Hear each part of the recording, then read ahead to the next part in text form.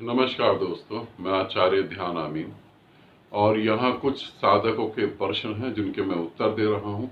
हो सकता है ऐसे प्रश्न आपके मन में भी हों। पहला प्रश्न है कि गुरुदेव, कभी तो आप मुझे मेरे भाई जैसे लगते हैं, कभी आप मुझे दोस्त जैसे लगते हैं, कभी आप मुझे पिता जैसे लगते हैं, कभी आप मुझे प्रेमी जैसे लगते हैं। ऐसा ही प्रश्न एक मेल साधक ने भी पूछा है, कभी आप मुझे दोस्त जैसे लगते हैं, कभी आप मुझे प्रेमिका जैसे लगते हैं, तो मैं क्या समझूं। दूसरा प्रश्न है कि गुरुदेव, आप मुझे आंसर क्यों नहीं देते। मैंने कई बार व्हाट्सएप पे आपको ऑडियो भेजी हैं, आप मुझे उसका आंसर क्यों नहीं देते। इससे मिलता जुलता एक और प्रश्न है, उन्होंने भी यही कहा है कि गुरुदेव, मुझे साधना में गति करनी है तो आप मुझे आंसर दें। ये दो प्रश्नों के यहाँ पे मैं उत्तर दे रहा हूं, इसे समझेंगे। जब आप गुरु को अपना दोस्त समझते हैं, अपना पिता समझते हैं, अपना भाई समझते हैं, अपनी प्रेमिका समझते हैं, अपना प्रेमी समझते हैं, तब तक हकीकत में गुरु को आप कुछ समझते ही नहीं हैं। तब तक सिर्फ आप अपनी कल्पनाओं में अपने आप को गुम करते हैं, अपनी कल्पनाओं के साथ आप खेल रहे होते हैं। गुरु, पिता, भाई, प्रेमी, प्रेमिका, दोस्त, ये सारे शब्द तुम्हें दिए किसने हैं? किसने दिए हैं? ये सारे के सारे शब्द जो हैं तुम्हें संसार ने दिए हैं, और इन शब्दों की आड़ में तुम अपने को छुपा लेते हो। तुम अपने को पूरी तरह छुपा लेते हो। गुरु दोस्त है, अब तुम अपनी कमजोरियां छुपा लोगे, गुरु से बात करोगे, मजाक करोगे, सब कुछ करोगे, और तुम यहां गुरु को समझाने की कोशिश करोगे। गुरु दोस्त है, भूल कर भी गुरु को दोस्त नहीं समझना। गुरु तुम्हें दोस्त समझ सकता है। तुमने जिस दिन दोस्त समझा कि गुरु मेरा एक अच्छा फ्रेंड है, समझना साधना की गति रुक गई। अब तुम समझदार हो गए हो, अब तुम गुरु को समझाओगे। फिर तुम कहते हो कि गुरु जो है, किसी साधिका ने कहा है गुरु पति जैसा भी होता है। अब जहां जहां तुम्हारी वासनाएं अटकी हैं, उसके विपरीत तुम बोलने लगोगे।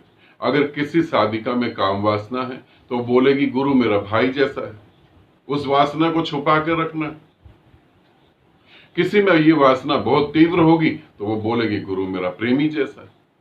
तुम अपनी ही कल्पनाओं में गोल गोल घूम रहे हो। गुरु तो निराकार है, तुम निराकार की तरफ जा ही नहीं रहे। गुरु तो निराकार है और कुछ भी नहीं है। तो जिस दिन तुम ये समझोगे गुरु निराकार है और कुछ भी नहीं है, उस दिन तुम सही मायने में अपनी धारणाओं से, अपनी मान्यताओं से बाहर निकलोगे। नहीं तो गुरु को भाई, बहन, माँ, बाप, पिता, दोस्त, पता नहीं क्या क्या बनाते रहोगे और मृत्यु को प्राप्त कर लोगे, और कुछ भी नहीं होगा। बहुत लोगों ने गुरु को दोस्त बनाया, वो यहीं रह गए। बहुत लोगों ने गुरु को प्रेमी बनाया, वो यहीं रह गए। क्योंकि ये तुम्हारे ऐसे दायरे हैं जिनको तुम क्रॉस नहीं कर पाओगे। तुमने गुरु को कहा तुम मेरे प्रेमी हो, वो तो सब स्वीकार कर ले। परम शून्य है, वो सब स्वीकार कर लेगा। अब तुम प्रेमी के दायरे में, तुमने बोला कि प्रेमी हो, तो अब तुम अधिकार जमाने लगोगे कि तुम्हें मुझसे बात करनी चाहिए, तुमने मुझसे बात क्यों नहीं करी, तुमने ये क्यों नहीं करा, तुमने वो क्यों नहीं। साधना गई, साधना खत्म हो गई। अब साधना टोटल खत्म हो गई। अगर गुरु ने तुम्हें कहीं डांट दिया तो तुम्हें ये नहीं होगा कि गुरु ने डांटा, तुम्हें ये होगा कि मेरे को मेरे प्रेमी ने डांट दिया। ये तो बड़ी गलत बात है।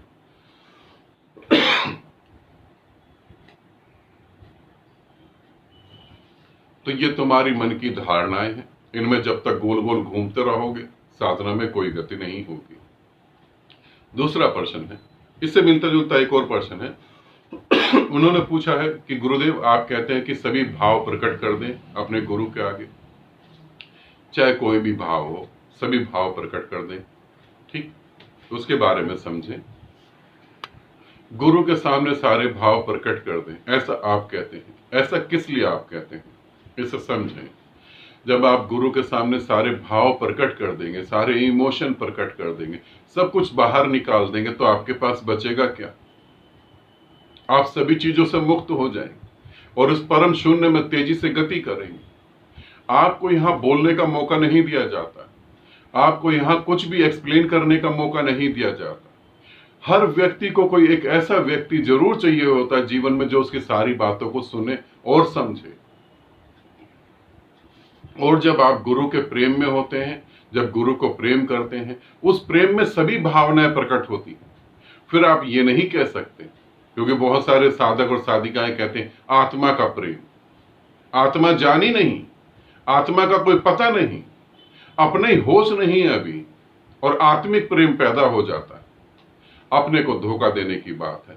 मैं जब कह रहा हूं कि सभी भाव तुम प्रकट करो, इसलिए नहीं कि तुम्हारे भाव से मुझे कुछ लेना देना है, इसलिए तुम भाव से मुक्त हो और निराकार में एक हो जाओ। तीसरा प्रश्न कि गुरुदेव आप मेरे प्रश्नों का उत्तर क्यों नहीं देते, उसे भी समझ लें। पर्सनल पूछे गए कोई भी प्रश्नों का उत्तर मैं बिल्कुल नहीं दूंगा। अगर आप पर्सनल पूछते हैं प्रश्न मुझसे, उसका कोई भी उत्तर मैं आपको नहीं दूंगा। क्यों नहीं दूंगा? क्योंकि मेरे पास फोन ही नहीं है। जो भी नंबर आपको यूट्यूब वीडियो में मिलते हैं वो सिर्फ ग्रुप ज्वाइन करने के लिए है। आकाश का नंबर है तो आकाश के नंबर पे अगर आप पर्सनल पूछते हैं तो अब आज से मैंने सुबह आकाश को बोल दिया, जो भी पर्सनल आए, जो भी क्वेश्चन आए, जो भी ऑडियो आए, आप यही पूछेंगे ग्रुप में जुड़ना है या ग्रुप में नहीं जुड़ना, हाँ और ना। अगर कोई साधक कहता है मुझे ग्रुप में जुड़ना, तो आप उसे ग्रुप में जोड़ देंगे। अगर कोई ऑडियो है तो उसे आप छोड़ देंगे, और मेरे पास बार बार फोन लेकर नहीं आएंगे। मेरे पास इतना समय नहीं है कि मैं आपको सबको पर्सनल मैसेज के आंसर दूं।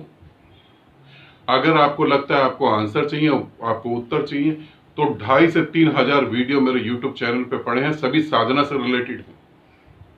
मैंने किसी भी वीडियो में ये नहीं कहा कि आपको मकान ऐसा बनाना चाहिए, या आपको जूस ऐसे पीने चाहिए, या आपको जो है ब्रह्मचारी ऐसे साधना चाहिए, या आपको कपड़े ऐसे करने चाहिए। ये सारी बातें मैंने बकवास नहीं करी है। सारी की सारी वीडियो साधनाओं पे डिपेंड करती है।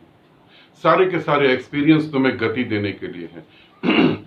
अगर आपको प्रश्न चाहिए, आपको उत्तर चाहिए, तो आप मेरे वीडियो देख सकते हैं। पर्सनल उत्तर मैं किसी को भी नहीं दूंगा। मेरे लिए महत्वपूर्ण ज्यादा वो है जो ग्रुप में जुड़े हुए हैं और जिनको अपनी साधना में गति करनी है। तो इसीलिए जो है मैं उन्हीं ग्रुप में ही आंसर करूं, क्योंकि अब मेरे पास समय भी नहीं है।